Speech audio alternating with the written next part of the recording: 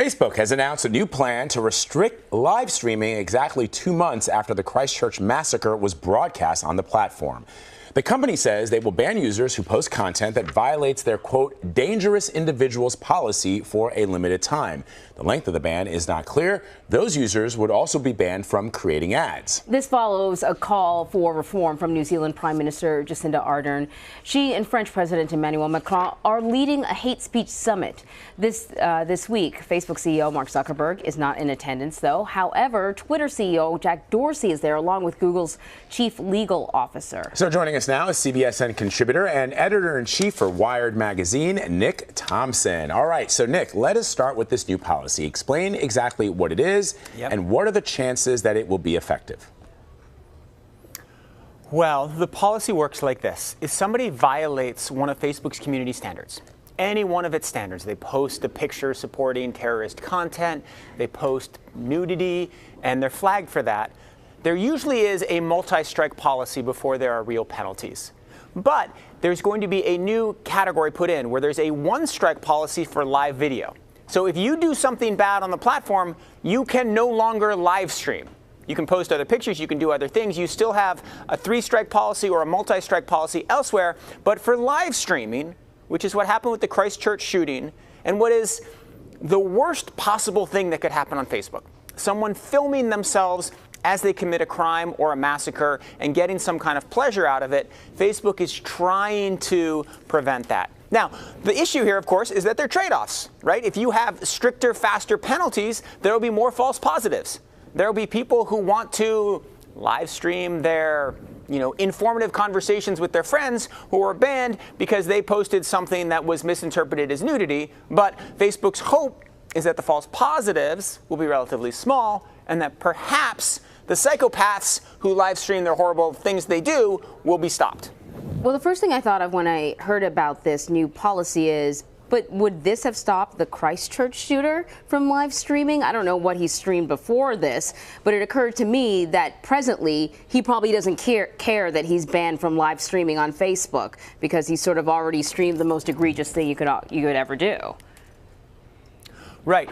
I believe that he would have been banned, that he had violated one of Facebook's policies. And I think Facebook's view is that the kind of person who will live stream a massacre is probably the kind of person who prior to that will have done something else a little bit creepy. It's kind of the old broken windows theory of New York City policing, which is if you arrest the people for graffiti, maybe they won't commit the murder. So that's what Facebook's trying here. But Nick, you can correct me if I'm wrong, but currently isn't sort of the policy that Facebook has to be alerted to a problem, like you have to lodge a complaint. So if no one complains, then whatever it might be, whether it's a picture or a video, ends up staying up perhaps longer than it should.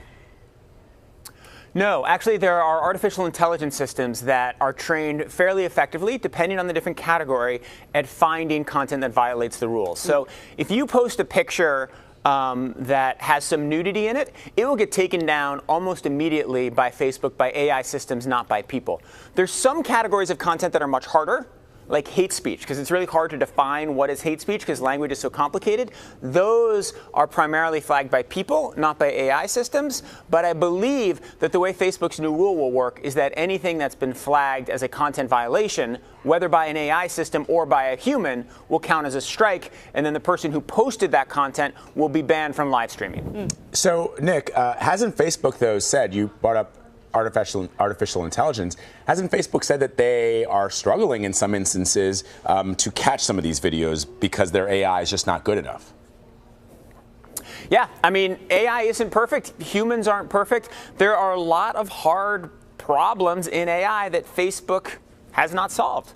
The amount of content that Facebook can catch before humans flag it, that their AI systems can catch, has gone up massively in the last 2 years. But it hasn't gone up to 100%, and stuff absolutely still gets through.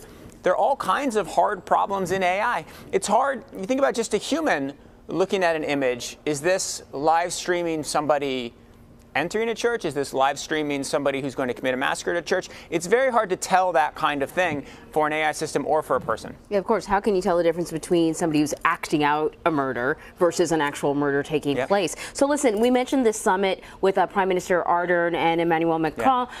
You know, there are representatives from the various tech platforms. Are they taking this seriously?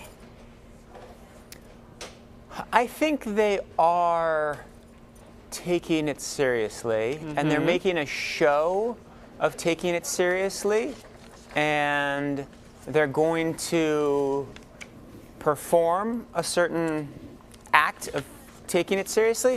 The fundamental problem, though, is that these platforms from the beginning were designed to amplify outrage. That's just how they work. And anybody who uses Twitter knows that if you post something that's full of invective and emotion, it will get shared. And if you post something that's sober and calm, it will not.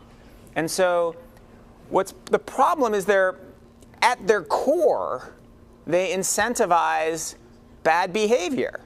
And so the companies don't know how to deal with that, because to fundamentally solve them, you would kind of have to do a lobotomy. Right. And they don't want to do that because it might destroy the platform. So they're in this weird position where they recognize that the platforms cause a lot of social harm, and they're trying to counter that.